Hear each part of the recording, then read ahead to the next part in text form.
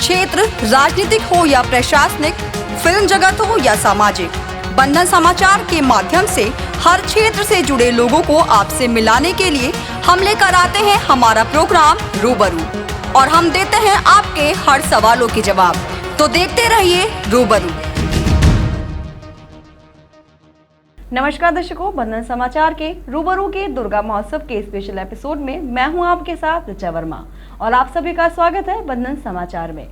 तो जैसा कि आज हमारा दुर्गा महोत्सव को लेकर स्पेशल एपिसोड है, क्योंकि धामपुर में हर साल MIT ग्रुप ऑफ एजुकेशन में श्री श्री शारदीय महादुर्गोत्सव मनाया जाता है। तो उसी को लेकर आज हम बात करते हैं शिवानी विश्वास जी से, जो कि MIT ग्रुप ऑफ एजुकेशन की सचिव हैं। तो आइए हम बात करते हैं शिवानी विश्वास जी से। नमस्कार मैम, आपका बहुत बहुत स्वागत हमारे स्टूडियो में। तो मैम, सबसे पहले आप बताइए कि आप कहाँ के रहने वाले हैं और धामपुर में आप कब से रह रहे हैं? मेरा जन्म स्थान हरिद्वार है।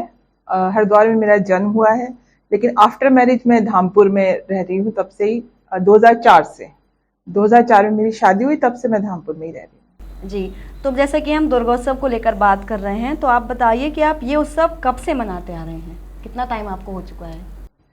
उत्सव तो हम लोग बचपन से मना रहे हैं, लेकिन धामपुर में 2018 से हम लोगों ने स्टार्ट किया था। ये 2018 से बीच में एक साल कोरोना की वजह से नहीं मनाया गया है। सॉरी, एक साल मेरी सास एक्सपायर हो गई थी, उनकी वजह से नहीं मनाया गया। फिर कोरोना में ऐसा चला है, हल्का फुल्का ही करा गया, लेकिन अब फिर उसी जोश के साथ हम दोबारा से कर रहे हैं इसको। जी, बहुत अच्छी बात है।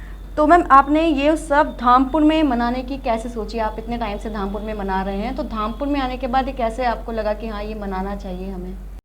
इसके लिए तो मैं अपनी सासू माँ के लिए ज्यादा वो कहूंगी, क्योंकि मेरी जो सास थी वो पूजा देखने के लिए बिजनौर जाती थी। मैं भी उनके साथ बिजनौर जाती थी, लेकिन मुझे वो आनंद नहीं मिलता था, क्योंकि घर से जाना पड़ता था।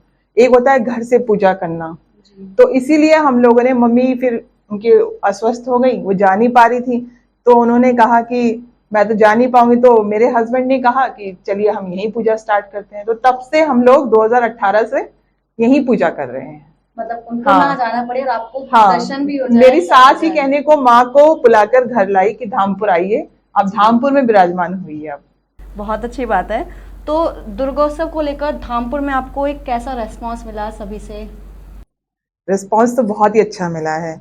स्टार्टिंग में हम थोड़ा डर भी रहे थे कि अलग कल्चर है, कैसा मिलेगा, जैसे नॉर्मल सी बात है, लेकिन जैसे जैसे लोग जुड़ते गए और कहते हैं ना, कारवां बनता चला गया, तो बहुत ही अच्छा रिस्पांस मिला। और अब तो और बढ़ चढ़ के लोग सामने से आ रहे हैं हेल्प करने के लिए, फाइनेंशियली, और लेबर भी करते हैं आकर बहुत से। तो बहुत अच्छा रिस्पांस मिला है। बहुत अच्छी बात है मैम। तो जैसे अभी बात करते हैं महादुर्गोत्सव की, अभी शुरू ही होने ही वाला है दुर्गोत्सव। तो आप बताइए कि आप जो मूर्तियां स्थापित करते हैं, तो वो आप कहीं से खरीद कर लाते हैं या उनका निर्माण आप स्वयं ही करवाते हैं? हम लोग स्वयं कराते हैं यहाँ पे, यही मूर्तिकार बुलाकर यही बनवाते हैं, क्योंकि बहुत बड़ी स्टैचू होती है, तो कहीं और बना के फिर लाने ले जाने की प्रॉब्लम होती है, इसलिए हम लोग यही कराते हैं सब। तो जो कलाकार आते हैं मूर्तियां बनाने वाले, वो यह कहाँ से आते हैं और इसमें कितना समय आपको लगता है? कलाकार आते हैं ये बिजनौर, रुद्रपुर से कलाकार आते हैं, और मिनिमम एक महीना मान के चलिए आप, क्योंकि मिट्टी की मूर्ति है, बनने में, सूखने में, रंग करने में काफी टाइम लग जाता है, इसलिए 1 महीना में। हाँ जी। तो हमारे दर्शकों को बताइए कि ये कैसे होता है और इसमें आप लोग क्या क्या करते हैं, इसको मनाने की पूरी विधि क्या है? जैसे नवरात्र स्टार्ट हो जाते हैं, नवरात्रों में हम लोगों का जो षष्ठी होता है, षष्ठी से हम लोगों का बोधन स्टार्ट होता है। उस दिन माँ बेदी पे आती हैं। बेदी से मतलब जो स्टेज होता है, जो माँ जहाँ हम बिठाते हैं, जहाँ माँ को हम उसे बेदी बोलते हैं। तो बेदी पे माँ आती है, और तब से लेकर दशहरा तक हम लोग विधि विधान से माँ की पूजा करते हैं।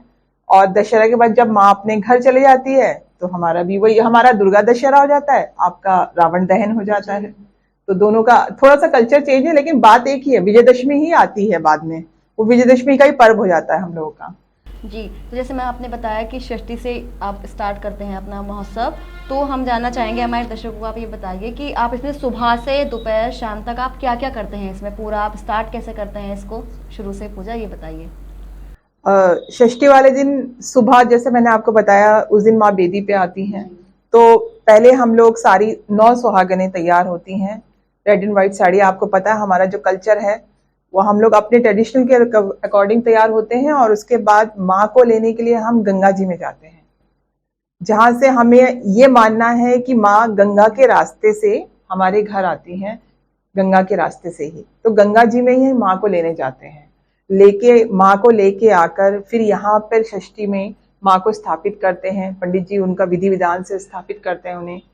फिर उसके बाद प्रसाद वितरण, दोपहर का खाना, दोपहर में भंडारा होता है बकायदा। तो भंडारा तो हमारा नवमी तक चलता है, नवमी में भी भंडारा रहता है। तो ये षष्ठी से नवमी तक हमारा लगातार भंडारा चलता है। दोपहर का खाना और रात का खाना, दोनों टाइम का खाना रहता है। और उसके बाद फिर शाम को हमारा संध्या आरती। संध्या आरती में हमारा दुपोची डांस होता है, जिसमें यहाँ के लोकल के लोग भी बहुत एंजॉय करते हैं, खूब मजे लेते हैं, आरती करने आते हैं, सभी मिलकर आरती करते हैं। और उसमें हम लोग, हमारा जो ट्रेडिशनल वो है जिसे हम ढाक बोलते हैं, वो ढाक ही बजता है बस, उसमें और कुछ नहीं बजता है, खाली एक ढाक की बीट पर ही सब लोग नाचते हैं। ढोल मतलब ढोल नहीं बोलते उसे, वो होता तो कुछ इसी उसमें है, लेकिन उसे ढोल नहीं बोला जा सकता, उसे ढाक ही बोलते हैं। तो वो ढाक वो बंगाली ट्रेडिशन के अकॉर्डिंग ही बजता है वो। तो उसमें फिर सब उसी पे ही नृत्य करती हैं, सारी लेडीज हो गई, बच्चे हो गए, जेंट्स हो गए, सब उसी पे ही नृत्य करेंगे और माँ की पूजा करते हैं, आरती करते हैं, मतलब फुल एंजॉय जिसे बोलते हैं। उसके बाद फिर रात में एक कल्चर एक्टिविटीज होते हैं, छोटे छोटे बच्चे अपना परफॉर्मेंस देते हैं डांस का, माँ के भजनों पे ही नृत्य होता है। हम लोग फिल्मी गाने नहीं करते हैं, हम लोग अपने कल्चर को ही बढ़ावा दे रहे हैं। जैसे आप कोई भी एक फोक गाना ले लीजिए, जरूरी नहीं हो बंगाली हो, आप कोई भी फोक गाना ले सकते हैं। जैसे आप बिहार का हो गया, पंजाब का हो गया, राजस्थानी हो गया।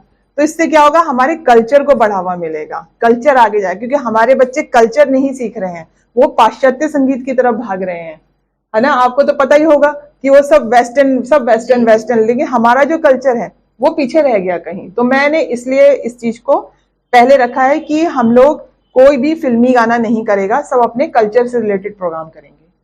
तो वही रात में हमारा कल्चर का एक्टिविटीज होता है। उसके बाद फिर प्रसाद वितरण, फिर भोजन, फिर सब अपने अपने घर चले जाते हैं। तो ये आपका डेली पूरा रूटीन आपका? हाँ जी, डेली का, हाँ जी, हाँ जी, सुबह से शाम तक का यही प्रोग्राम रहता है। तो जैसे मैं आपने बताया प्रसाद का वितरण होता है इसमें, तो उस प्रसाद में क्या क्या आप लोग वितरित करते हैं? उसमें कोई स्पेशल चीज जो बंगाली हो, क्या आप बांटते हैं उसमें?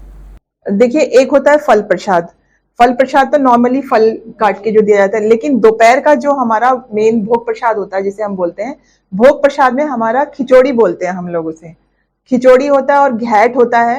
घेट में अब आप समझ लीजिए, अगर मैं हिंदी में बोलूं तो वो मिक्स वेजिटेबल होता है, लेकिन उसकी बनाने की रेसिपी पूरी बंगाली स्टाइल में होती है।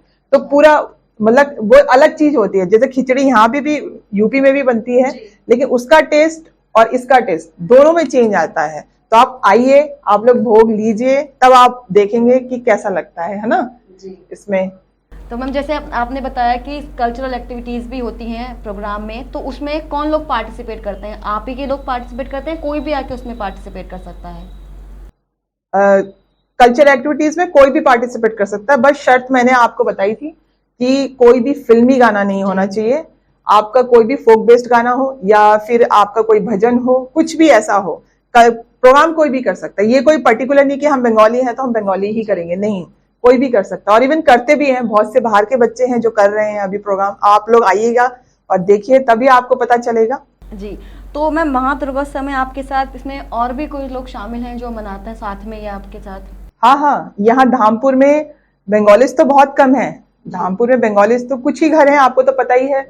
तो यहाँ पे, लेकिन हमारे यहाँ पे जो लोकल के हैं, मतलब इनके फ्रेंड्स हो गए और जैसे जानने वाले हो गए, मित्रगण काफी सारे हैं जो इसको अब नए तरीके से जो लोग हमसे जुड़ रहे हैं इस दुर्गा पूजा को लेकर। तो बहुत लोग हैं जो साथ में हमारा ये त्योहार मनाते हैं, प्लस मदद भी करते हैं।